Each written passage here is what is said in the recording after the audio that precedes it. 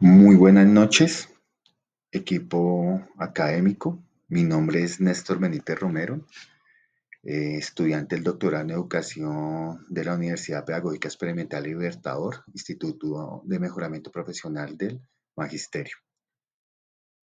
El tema que me cautivó fue la etnometodología y el título que di para realizar este video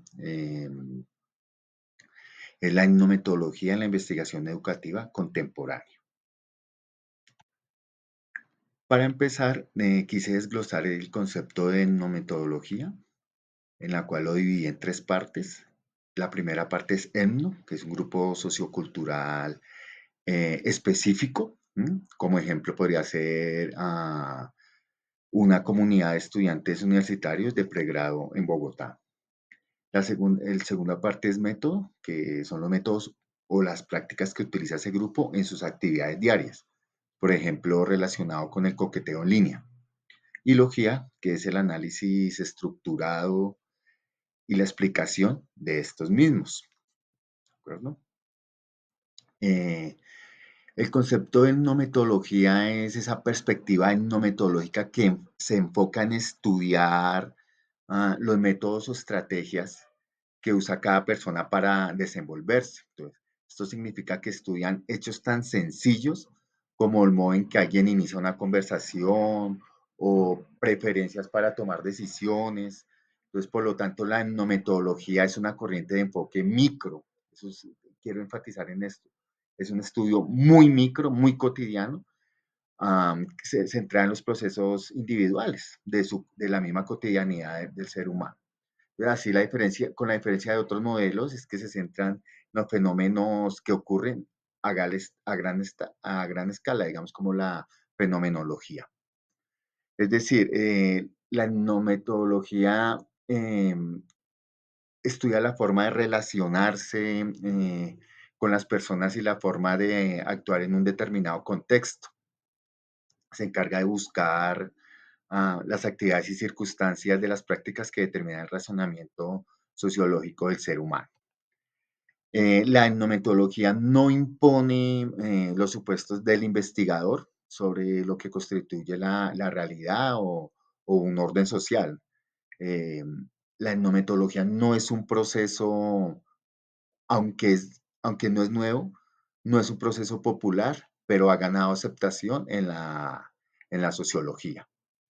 Como ejemplos, primer ejemplo sería esa exploración de la semiótica, que ese estudio de signos y símbolos de una conversación, digamos, entre hablantes adultos occidentales. Entonces, es ese contacto visual, los gestos, a sentir la cabeza, esa expresión corporal, lo que de pronto me puede decir las manos y demás. Otro ejemplo puede ser explorar las normas prácticas informales, esas interacciones entre profesor-alumno en las escuelas privadas de Bogotá. ¿M? Otro ejemplo podría ser las normas y prácticas informales que rigen nuestra relación e interacciones en los seres queridos. Entonces, lo que de pronto es aceptable, lo que no es aceptable en familia, en pareja, en el trabajo, en amigos cercanos y demás. Estudiar esas prácticas también puede ser estudiar esas prácticas compartidas entre el jefe empleado, cómo se da esa relación, cómo se da esa dinámica entre ellos, cuál es esa expresión corporal entre ellos. La etnometodología es esa investigación cotidiana, ¿sí? Del día a día, del segundo a segundo de las 24 horas del día. Am, el sentido de mirar lo cotidiano. Acá voy a enfocar en esta diapositiva que en cada aula, en cada gesto aparentemente trivial, se producen y transforman los fundamentos mismos de la vida social. Entonces, en cada aula es esa conversación, ¿sí? Que producen y transforman los fundamentos mismos de la vida social, ¿sí? La educación no solo transmite conocimientos, construye realidades compartidas, pero podemos hacer esta reflexión con una pregunta que es, ¿cómo podemos estudiar esas realidades sin imponer pues nuestras teorías previas, sin nuestras categorías, sino lo que ya está preestablecido? Entonces así surge una perspectiva radical y profundamente empírica, que es la etnometodología.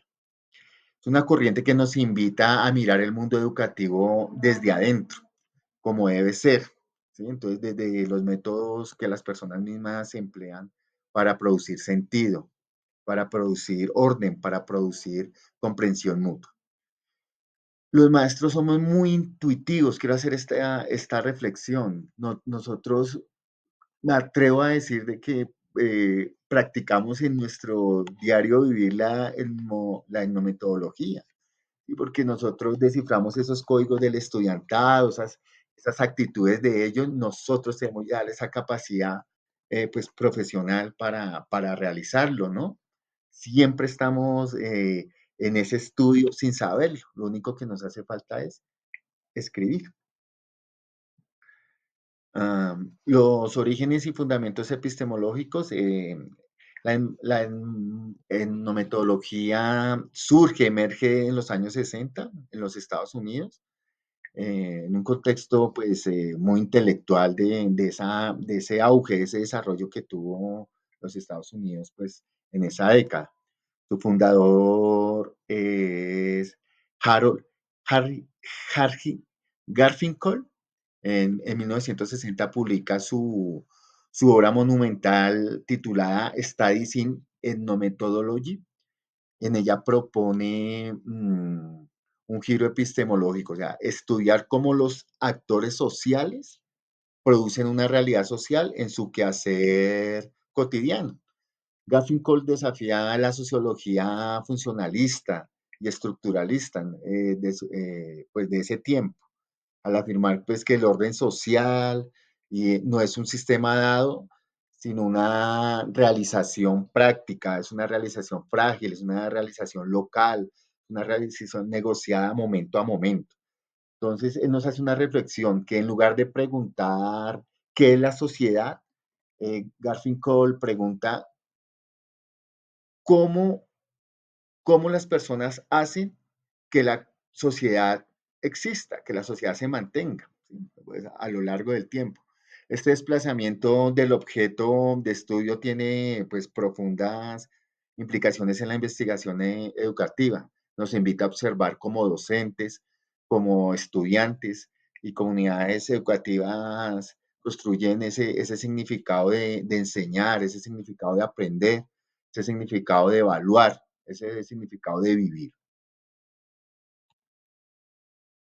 Am, los principios teóricos fundamentales, podemos sintetizar los principios centrales de la hematología en cinco, pues lo distribuí en cinco ejes, que es la indexicalidad, que es el significado de cualquier expresión, depende del momento que se usa, ¿sí? En el aula, por ejemplo, la frase muy bien puede ser una felicitación, en otro grupo puede ser una ironía, en otro grupo puede ser una corrección velada.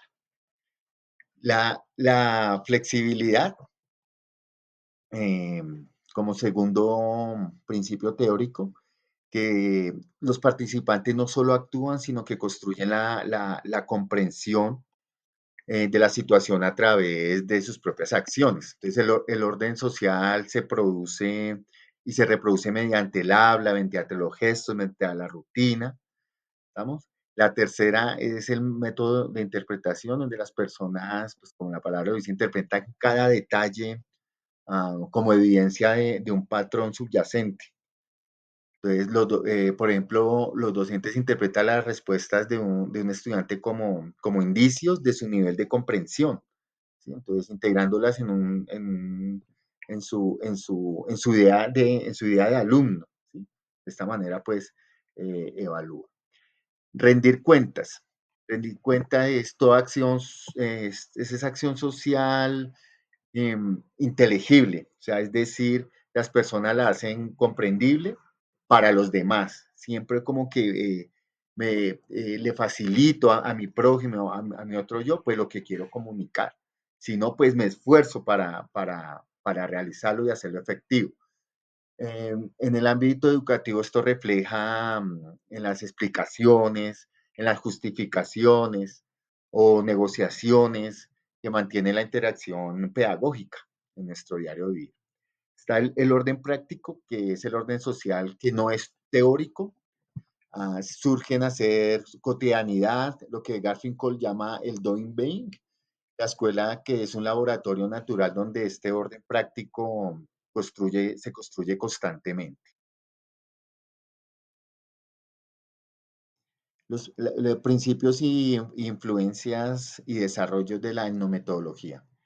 La etnometodología bebe de diversas fuentes filosóficas y sociológicas, epistemológicas. Entonces, la primero está la fenomenología de Alfred Schutz. La idea es que en la realidad social se construye una experiencia vivida. Otro personaje es Wittgenstein, Wittgenstein, disculpan la pronunciación, por favor, que son los juegos del lenguaje y la interacción cara a cara.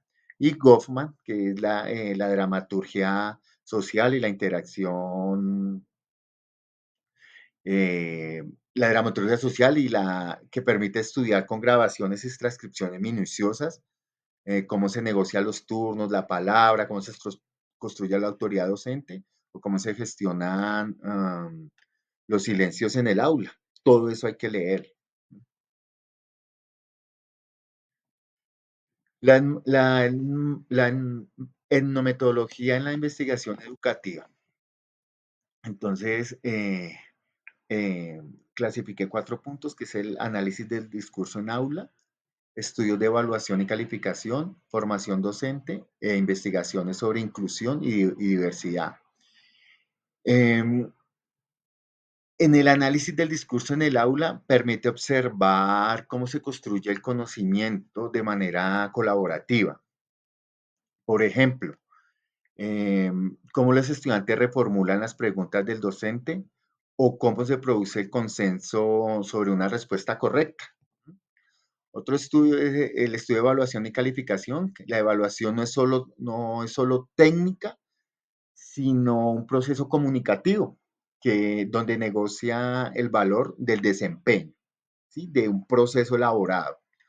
La etnometodología revela los criterios implícitos de los docentes que aplican para juzgar la buena respuesta o la actitud adecuada.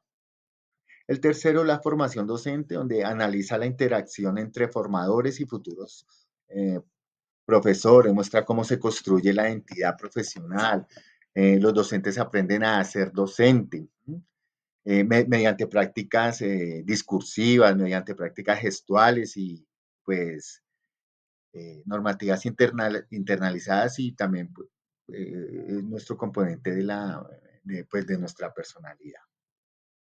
Y está la investigación sobre la inclusión y diversidad, que es esa perspectiva de la metodología que ayuda a detectar cómo se producen y a veces se perpetúan categorías como la normalidad, como la discapacidad, como el rendimiento, como en el habla cotidiana del aula. Un ejemplo empírico que les preparé para hacerme pues, entender mucho más es que, digamos, imaginémonos un estudio etnometodológico en una clase de ciencias de secundaria, allá en el laboratorio, pues acá en Colombia lo llamamos de química. Entonces, el investigador graba varias sesiones de trabajo grupal, ¿m? Y donde los alumnos resuelven experimentos. Entonces, durante el análisis conversacional se observa que cuando el docente pregunta, ¿qué creen que pasará si mezclamos las sustancias, ¿sí? Que están trabajando en el momento? Los estudiantes responden de manera que no solo revelan el conocimiento, sino también formas de alinearse con la autoridad, ¿sí? Con su docente. Entonces, una respuesta es, ¿cómo que contesta el estudiante? Dice, creo que se va a formar gas. Entonces, y consecuente a eso, con la otra pregunta dice, ¿verdad, profe? Entonces, incluye esa búsqueda de confirmación de ese estudiante, ¿sí? Esa interacción con su docente. Entonces, aquí el estudiante no solo produce conocimiento, sino que reafirma ese orden jerárquico y el rol del profesor como pues fuente legítima, ¿sí? Que él lo necesita. En la metodología no juzga si eso es bueno o malo, simplemente describe con rigor cómo ese orden se realiza, cómo ese orden se da. A partir de este tipo de hallazgo, los docentes pueden reflexionar sobre cómo el lenguaje moldea la participación y el aprendizaje. Los aportes metodológicos de la metodología lo divide en tres. Entonces están las grabaciones audiovisuales, la transcripción detallada y el análisis microinteraccional. Las grabaciones individuales son esas interacciones auténticas, reales, ¿sí?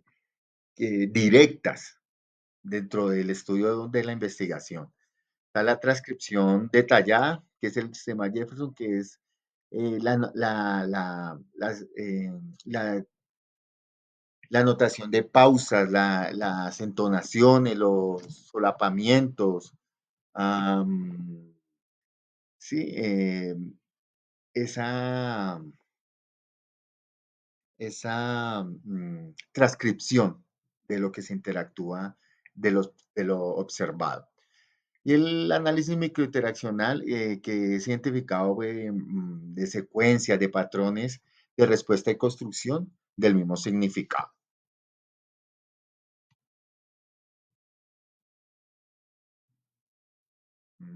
Me disculpan acá, pero un error acá de, de digitación. Bueno, críticas y debates contemporáneos. Entonces, clasifiqué tres categorías, que es el excesivo microanálisis, la neutralidad política y la complejidad técnica.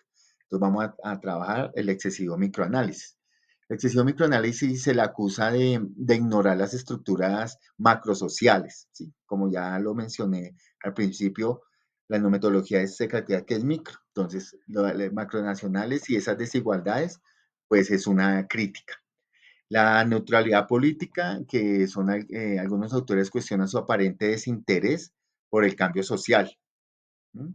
Se enfoca más en la persona. Y la complejidad técnica, que es un nivel de detalle, puede dificultar la generalización.